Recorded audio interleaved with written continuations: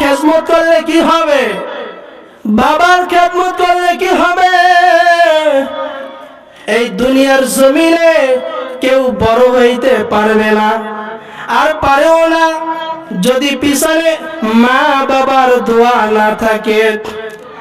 এই যে আমি আপনাদের সামনে কিছু কথা বলি, আসলে আমার আব্বা আম্মার দোয়ার কারণে এই চেয়ারে বৈশা কিছু আলোচনা করতে পারি।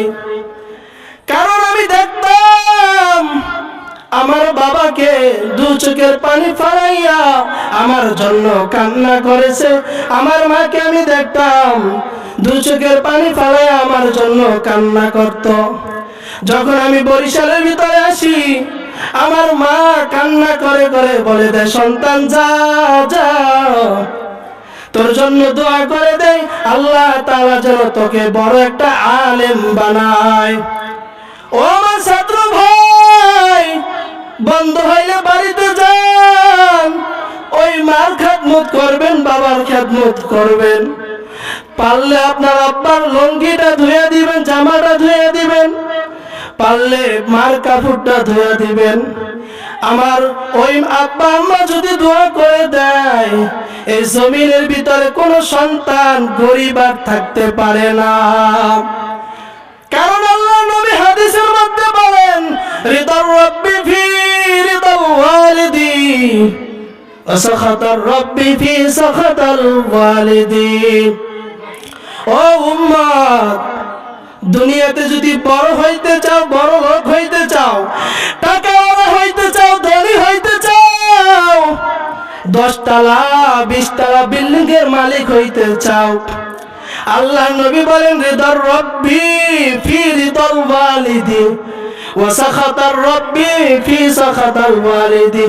উম্মত, দুনিয়ার মধ্যে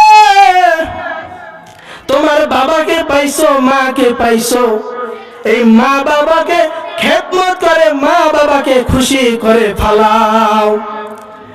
খেদমত করতে যদি না পারো, খুশি যদি করতে না পারো, তাহলে স্বয়ং আল্লাহ বেজার হয়ে যায়। মা বাবাকে যদি খুশি করা যায়, তাহলে আল্লাহ খুশি হয়ে যায়। আর আল্লাহ যদি খুশি হয়, আর এই জমিনের ভিতরে আমার আর অভাব হইতে পারে না। এ ভাই, মায়ের দোয়া লও, মায়ের দোয়া লও, হে যুবক মায়ের দোয়া লও, সবাই মায়ের দোয়া লও, হে মুমিন মায়ের দোয়া লও, মায়ের দোয়া লও, হে যুবক মায়ের দোয়া লও।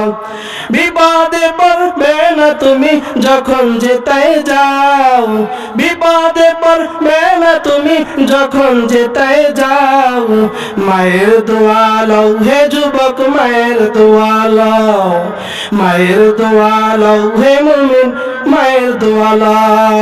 মায়ের দোয়া লাগবে নাকি? আওয়াজ দিতে হবে। আব্বার দোয়া লাগবে নাকি? এই জমিনের ভিতরে যে কয়দিন থাকবেন, যেখানেই থাকেন না কেন, দূরে থাকলে মোবাইলের মাধ্যমে আব্বার সাথে কথা বলা যায়, মায়ের সাথে কথা বলা যায়। সালামটা দিয়েই আব্বা আম্মাকে বলবেন, ও আমার আদরের বাবা মা, আমার জন্য একটু দোয়া কইরেন।